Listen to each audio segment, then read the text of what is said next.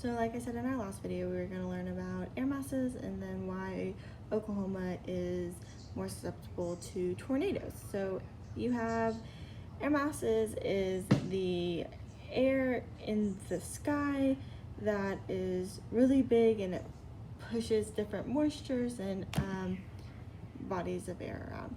And then so we have our Arctic air, which is really high up and is really cold, and then you have your tropical air that is actually a lot closer to the ground, so it's a little bit warmer than the Arctic air. And so these push around the air, and you have that air meeting, so the highs and the lows.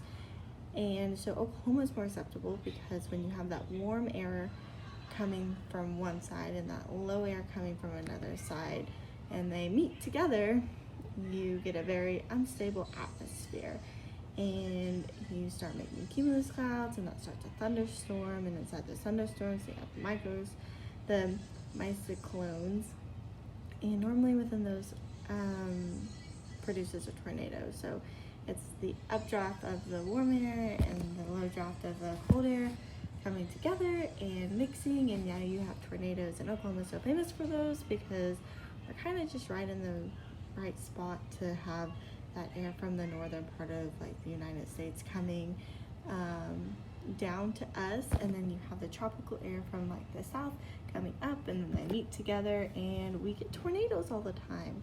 So yeah, and then the next video that I'll be posting is why is lifting of air important, and discuss 2 processes of lifting air. So stay tuned.